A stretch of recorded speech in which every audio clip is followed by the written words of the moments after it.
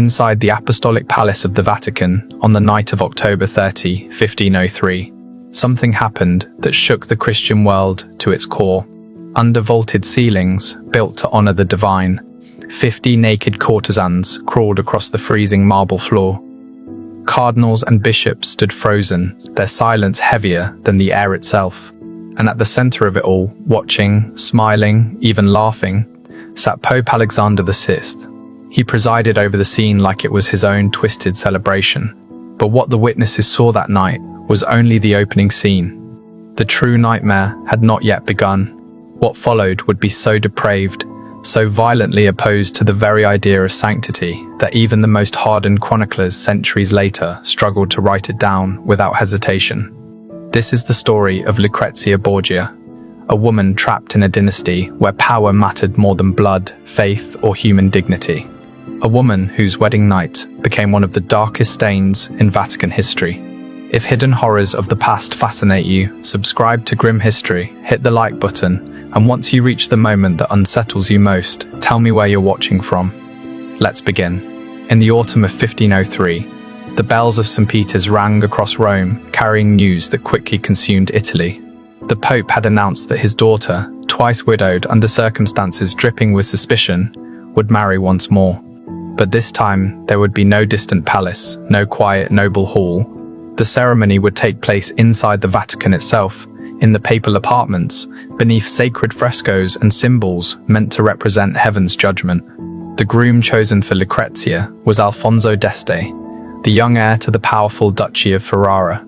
To the rest of Italy, this alliance looked like a political triumph. To Alfonso, it felt more like a quiet execution.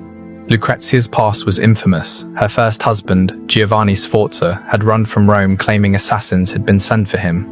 Her second, Alfonso of Aragon, had been strangled on the steps of the Vatican, rumor pointing directly toward her brother, Cesare Borgia. And now, another Alfonso was being bound to the Borgia family. He knew the danger. Every noble in Italy did. Desperate to escape what he knew was coming, Alfonso tried everything. Diplomatic excuses, delays, pleas through emissaries. But Alexander VI was not a man who tolerated refusal. Inside the Vatican, surrounded by scarlet-robed cardinals, his command was absolute. Messengers rode day and night toward Ferrara with the simple message, accept this marriage or be destroyed. If the Este family resisted, Ferrara would face Cesare's merciless armies, their dynasty could be shattered, and excommunication would strip them of both legitimacy and allies. Italy understood the truth well. No one survived a conflict with the Borgias. Realizing resistance meant annihilation, Duke Ercole d'Este ordered his son to travel to Rome and surrender to the unavoidable alliance. Meanwhile, in her Vatican apartments, Lucrezia Borgia gazed out over the eternal city, her expression heavy with a sorrow far older than her 21 years. Europe had painted her as a seductress, a poisoner, a woman who manipulated men like chess pieces. But those closest to her knew the truth. She was not a mastermind of deceit, but a pawn trapped between a father and brother whose ambitions knew no limits. Her first marriage was dissolved the moment it ceased to benefit them. Her second husband, whom she had genuinely loved, was murdered before her eyes, a fate she could neither prevent nor avenge. Her attendants whispered that she woke in the dead of night clasping her chest, trembling from nightmares she refused to discuss. She knew this third marriage would not bring love, but even she could not imagine what her wedding night would become. Something dark, calculated, and cruel was gathering behind Vatican walls. Preparations for the ceremony moved quickly, yet the atmosphere inside the Apostolic Palace felt suffocating. Servants averted their eyes, cardinals muttered in hushed tones. Strange figures passed through forbidden hallways at odd hours. Rumors swirled of secret instructions, of guests brought in through hidden passages. And one man felt the weight of it all more than anyone, Johann Burchard, the Vatican's master of ceremonies. He had seen countless scandals under Alexander VI. Extravagant feasts, political bribes, sacred offices sold like trinkets. But something about this night sent a cold unease through him. He sensed that this event would eclipse every scandal he had ever recorded. He sensed that he was about to witness something history would struggle to speak of. A trap had been set, gilded, polished, and inescapable. and both bride and groom were already marching toward its center. In December, Alfonso d'Este entered Rome with a small escort. His journey from Ferrara had dragged him through frozen mountains, battered roads, and a growing dread that settled heavily on his chest. But nothing prepared him for the sight of the Vatican, a stone colossus rising above the city, half bathed in candlelight, half lost in scaffolding. It looked less like the heart of Christianity and more like a fortress built to swallow those who dared oppose it. Inside, the welcome was overwhelming. Alexander VI sat upon its throne, robed in shimmering white and gold that reflected the candlelight like molten metal. Beside him stood Cesare, silent, motionless, and terrifying in his restraint. Though only 26, he was already feared across Italy. Entire families vanished at his command, cities surrendered at his approach. When his eyes locked onto Alfonso, the meaning was unmistakable. "You are no guest here." Over the following weeks, Alfonso endured humiliation disguised as celebration.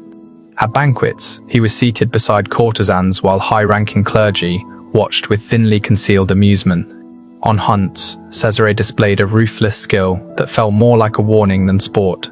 During receptions, Alexander VI made pointed remarks about the tragic ends of Lucrezia's previous husbands. Every gesture carried the same quiet threat: "You belong to us now." And the worst part, the true horror of this wedding, the moment that history would whisper about for centuries, had not yet begun. There were hunts where Cesare displayed his dominance with cold, effortless precision, reminding Alfonso with every arrow and every fallen beast that he commanded not only armies, but fear itself. There were receptions where Alexander mocked the fates of Lucrezia's previous husbands in front of the entire court, hinting almost cheerfully how short the life of a Borgia son-in-law tended to be. Alfonso tried to preserve what remained of his dignity, but by then he was a prisoner wrapped in ceremony. His own nights were kept isolated in the Vatican under flimsy excuses. He slept in rooms watched day and night by papal guards. Every passing hour revealed the truth more clearly. He had walked into a trap, and there was no path back out. The marriage was nothing but a facade. The real purpose was far more vicious. The Borgias intended to break the Este family's pride, humiliate them before Italy, and show every noble house from Florence to Naples that their will could crush any lineage, no matter how old or powerful. And while Alfonso endured this quiet psychological siege, preparations of a very different nature were unfolding deep within the Vatican. Cesare took personal command of the wedding night's feast, and his vision pushed far beyond what even Rome's most decadent circles would have dared to whisper aloud. Behind closed doors, he met with his father to finalize the details that would have horrified any soul who still held the church in reverence. 50 of the most striking courtesans in Rome were hand-selected and taken into secret chambers beneath the palace. These were not ordinary prostitutes, but educated, refined women who frequented the salons of nobles. Many trembled when they learned what the Pope expected of them, yet none dared to defy the head of Christendom. They were ordered to dress in lavish velvet and silk garments they would later be compelled to remove. They were escorted through hidden passageways, led by lantern light, so that on the night of the wedding they could be funneled into the papal apartments without warning. Servants who witnessed these preparations crossed themselves repeatedly, whispering prayers that clung to their lips like frost. They knew something unholy had begun to rise within the walls of the Vatican. Even Lucrezia sensed it. Though she was deliberately excluded from most preparations, she felt the dark tension thickening in the air. Her maids reported unfamiliar faces slipping through corridors, courtesans appearing in rooms where they did not belong, and her brother Cesare moving about with a smile that made their blood run cold. The night before the wedding, unable to endure the suffocating atmosphere, Lucrezia fled to the Sistine Chapel. Beneath Michelangelo's vast, thunderous sky, beneath the painted hand of God reaching toward Adam, she collapsed to her knees. She prayed not for love or happiness, but for rescue, an intervention, a sign, anything at all. But the chapel remained silent. The divine felt impossibly distant. The candles flickered in the winter air, sneaking through ancient cracks, as though straining to stay alive. Outside, the Vatican prepared for a celebration that would blur the line between sacred ritual and unspeakable corruption. In his chamber, Johann Burchard, the master of ceremonies, reviewed the final protocol. His hand trembled as he dipped his quill. He understood too well that what he was about to record would either be buried forever or stand as the most damning document in the history of the Church. The night of October 30th, 1503, was approaching, and with it, a spectacle that would drag even the walls of the Vatican closer to hell. October 30 dawned with the grandeur of a papal wedding. The bells of St. Peter's echoed over the 7 hills of Rome. Crowds thronged the streets surrounding the Vatican, eager to glimpse the infamous bride. Inside the apostolic palace, Lucrezia was prepared by a dozen attendants. She wore a gown of shimmering silk, embroidered with gold, glowing like liquid flame beneath the candles. Her hair, long, bright, and carefully braided with pearls, fell down her shoulders in intricate plaits. Her face was pale, powdered to mask the exhaustion and fear beneath her eyes. When she looked into the mirror, she did not see a bride. She saw a sacrifice. The ceremony was held in the papal chapel, a chamber drowning in gilded walls and holy paintings. Alexander VI officiated personally, his booming voice filling the sacred space as he bound Alfonso and Lucrezia together before God. Rows of scarlet-clad cardinals stood rigidly along the chapel, their expressions carefully carved into masks of devotion. But behind their practiced piety flickered something else, dread. Every one of them knew the Borgia reputation. Every one of them sensed that what they witnessed today was only the prelude. After the ceremony, the guests were escorted to the Borgia apartments, halls resplendent with frescoes painted by Pinturicchio. Stories of saints, heroes, and myths stretching across walls now tainted by the debauchery that approached. Enormous tables overflowed with roasted boar, pheasants still adorned in their feathers, piles of exotic fruit, and goblets of wine from the finest vineyards in Italy. Cardinals, Roman nobles, emissaries from Ferrara, and hand-picked courtiers filled the room. Alfonso and Lucrezia sat at the head table, trapped in a celebration that already felt unreal, like a masquerade masking something darker beneath. At first, the banquet unfolded like any noble feast. Gentle music from lutes and viols drifted through the air. Toasts were offered, hollow compliments exchanged, and polite diplomacy performed. But as the night deepened, the atmosphere shifted. Alexander, already flushed from heavy drinking, grew louder, more jubilant. Cesare, silent until then, slowly rose and delivered a subtle command with a tilt of his head. The massive doors slammed shut. Guards took their positions. No one would leave this room. What happened next tore through the last remaining boundary between decadence and depravity. At Cesare's signal, the side doors opened, and 50 courtesans stepped into the hall, draped in velvet and jewels, but unable to hide the terror in their eyes. A hush fell over the room, thick as smoke. Then Alexander rose from his throne, smiling as if unveiling a masterpiece, and announced that the true entertainment was about to begin. At Alexander's command, the courtesans began to strip themselves of every layer of silk and velvet, letting their dazzling garments slip to the marble floor until they stood completely naked before the assembly. A cathedral built for prayer now stared at a scene that felt torn from a blasphemous dream. Cardinals turned their heads away, their trembling fingers tracing frantic crosses over their chests. Some tried to rise and flee, but the guards at the doors shifted forward with hands resting on their swords, making it unmistakably clear that no one would escape this spectacle. Alfonso could only stare, his face frozen in a mask of disbelief and revulsion. Lucrezia sat beside him, petrified, her tears streaming silently, soaking into the silk of her wedding dress.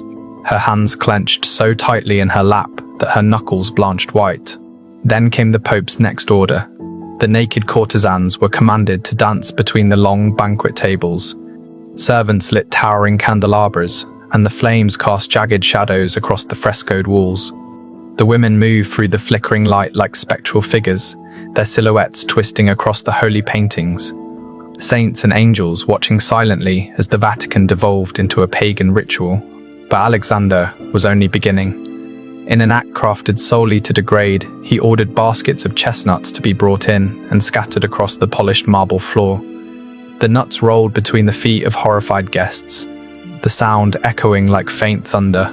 Then the Pope announced the next phase of his depravity, The courtesans were to crawl on all fours between the legs of cardinals and nobles to collect the chestnuts, like animals driven into a grotesque contest. The woman who gathered the most would be rewarded with silk cloaks, gold jewelry, and treasures from the papal vault. The humiliation that followed was so extreme that Johann Burchard, hardened by years of witnessing the Vatican's darkest moments, later wrote that he struggled to describe it in words. 50 naked women crawled across the sacred Vatican floor between the robes of church princes, while Alexander and Cesare watched from an elevated platform, laughing, pointing, and placing bets as if this were a cheap performance in a brothel, not the beating heart of Christendom. Some young cardinals, drunk and overwhelmed by the night's madness, laughed and cheered. Others bowed their heads, crushed by the war between their faith and their terror of the Pope.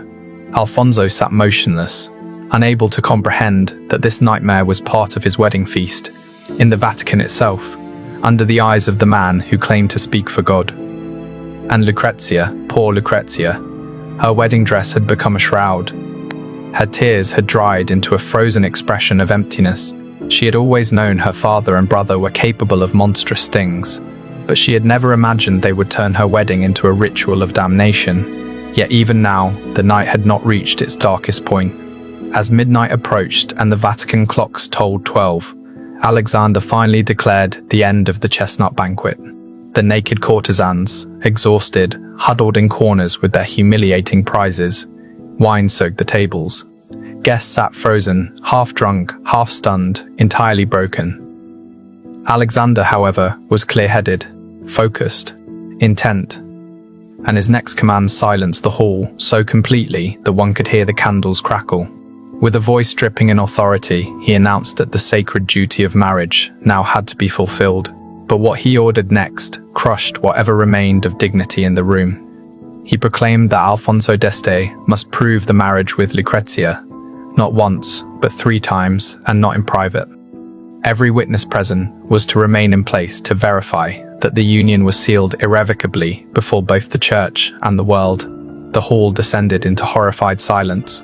Even Cesare, whose name was synonymous with brutality, looked sharply at his father, caught off guard by the sheer audacity of the decree. Alfonso rose slowly, his face drained of all color. He was a prince, raised on ideals of honor and duty, but surrounded now by Cesare's armed men, their hands gripping their sword hilts. He understood there was no refusing this command. He turned to look at Lucrezia. She trembled like a bird trapped beneath a predator's shadow. Her eyes were vacant, her spirit already battered past the point of resistance. Her lips moved, but no sound escaped. Under the murderous gaze of the guards and the expectant stare of the Pope, Alfonso had no choice. He escorted Lucrezia toward an adjoining chamber, a room normally used for receiving diplomats, now transformed into a furnished bridal chamber. The doors remained wide open. No privacy, no humanity.